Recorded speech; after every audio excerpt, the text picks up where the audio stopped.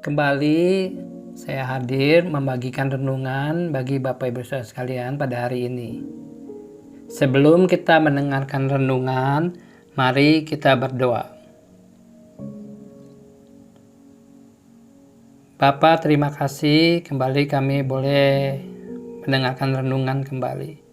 Urapi Hambamu tidak bisa apa-apa tanpa Engkau. Hambamu butuh Engkau, Hambamu butuh urapanmu, Hambamu butuh hikmatmu untuk Hambamu membagikan renungan ini. Urapi juga Bapak Ibu Saudara sekalian yang mendengar, biar renungan ini menjadi berkat bagi mereka semua. Terima kasih Tuhan Yesus. Hanya dalam nama Yesus hamba berdoa dan mengucap syukur, haleluya. Amin. Renungan hari ini diambil dalam kitab 1 Tawari 28 ayat yang ke-9. Demikian firman Tuhan. Dan engkau anakku Salomo, kenalah Allahnya ayahmu. Siapa ayahmu? Daud. Dan beribadahlah kepadanya dengan tulus ikhlas dan dengan rela hati. Sebab Tuhan menyelidiki segala hati dan mengerti segala niat dan cita-cita. Jika engkau mencari Dia, maka Ia, yaitu Tuhan, berkenan ditemui olehmu. Tetapi jika engkau meninggalkan Dia, maka Tuhan akan membuang engkau untuk selama-lamanya. Renungan hari ini saya beri tema pesan Daud kepada Salomo. Nah, pesan Daud kepada Salomo kiranya ini juga menjadi pesan Tuhan kepada kita sebagai orang percaya. Yang pertama, kenalilah Allahmu. Jadi kita harus mengenal Allah yang kita sembah, Allah yang kita puja, Allah yang mati rela berkorban bagi kita. Kita harus kenal Dia. Kalau kita tidak mengenal Allah yang kita sembah, Allah yang kita puja, Allah yang rela berkorban mati bagi kita, kita gampang sekali akan meninggalkan Allah tersebut. Karena apa? Karena kita tidak kenal. Oleh sebab itu kenalilah Allah yang kita sembah itu. Sungguh-sungguh kenali. Kenali Allah yang kita sembah itu. Caranya gimana kita kenali Allah yang kita sembah? Ya baca firman Tuhan. Firman Tuhan adalah surat Allah kepada kita. Firman-Nya kepada kita. Baca. Renungkan. Lakukan. Dan maka semakin hari kita akan semakin kenal Allah kita. Allah kita seperti apa. Yang kedua, doa. Bangun hubungan yang intim dengan Tuhan. Mulai doa, pujian, penyembahan, bangun hubungan yang intim dengan Tuhan.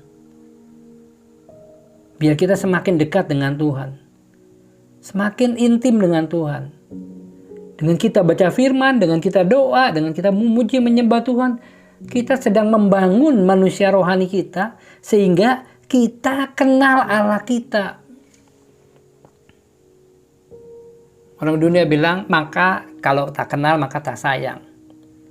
Kalau kita kenal Allah kita, kita pasti akan sangat sayang kepada Allah kita.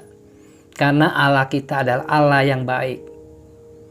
Yang rela mengorbankan anaknya yang tunggal Yesus datang ke dunia untuk menyelamatkan kita. Jadi kenalilah Allah yang Bapak Ibu Saudara sekalian sembah saat ini. Poin yang kedua, beribadahlah dengan tulus ikhlas dan rela hati.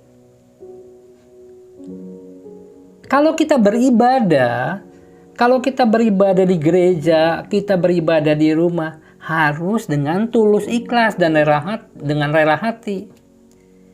Jangan kita beribadah karena ada maunya. Saya mau beribadah supaya Tuhan senang, saya diberkati. Ada maunya. Kalau nggak diberkati, kita tinggalkan Tuhan.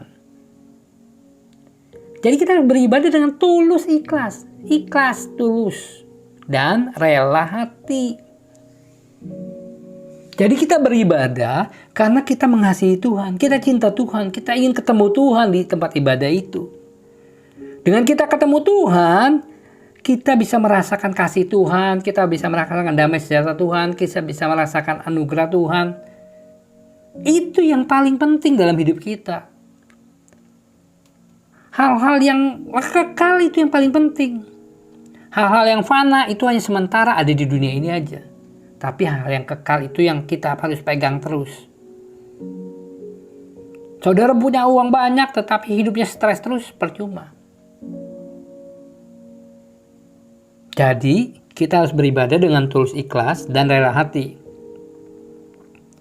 Kenapa kita mesti tulus ikhlas dan rela hati? Karena Tuhan menyelidiki segala hati dan mengerti segala niat dan cita-cita kita.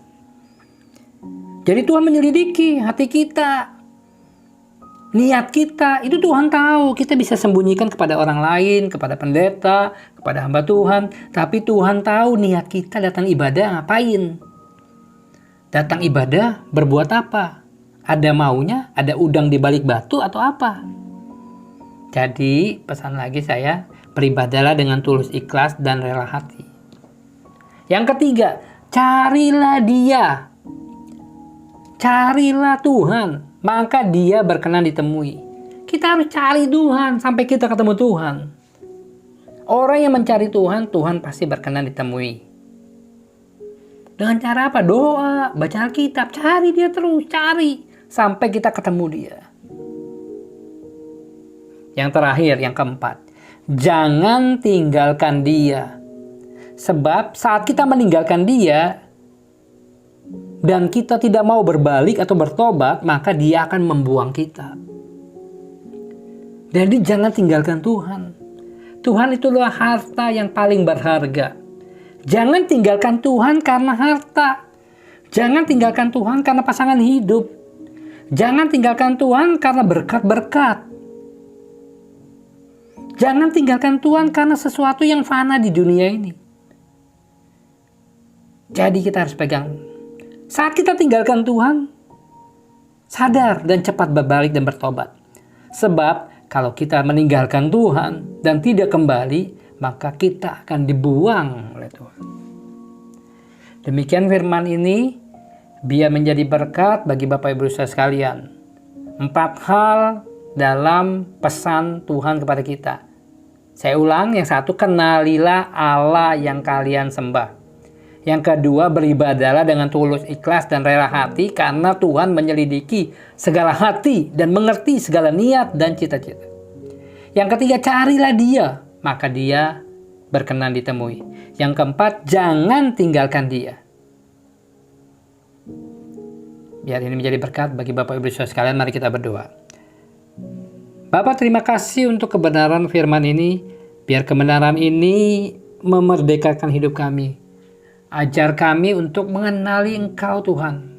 Bukan kata orang kami kenal Engkau, tapi kami pribadi lepas pribadi kenal Engkau secara khusus. Ajar kami untuk beribadah dengan tulus ikhlas dan rela hati, Tuhan Yesus. Kami mau beribadah karena kami mengasihi Engkau. Kami mau beribadah karena kami cinta Engkau. Kami mau beribadah karena kami ingin ketemu Engkau, Tuhan Yesus. Ajar kami selalu mencari Engkau sampai kami mendapatkan Engkau, Tuhan Yesus. Ajar kami untuk kami tidak meninggalkan Engkau, Tuhan Yesus. Kami tetap pegang Engkau sampai akhir hidup kami. Terima kasih Tuhan, terima kasih. Berkati Bapak Ibu Saudara sekalian mendengar firman ini. Berkati mereka yang sakit Kau sembuhkan, yang lemah Kau kuatkan, yang mengalami beban berat Kau berikan kelegaan, yang mengalami jalan buntu Engkau berikan jalan, Tuhan Yesus, karena Engkau adalah Allah yang sangat baik dalam kehidupan mereka semua. Terima kasih Tuhan, terima kasih. Segala pujian, hormat, kemuliaan kami kembalikan bagi nama-Mu. Biar firman ini termaterai dalam hati Bapak Ibu Saudara sekalian mendengar. Terpuji nama-Mu dalam nama Yesus, haleluya, amin.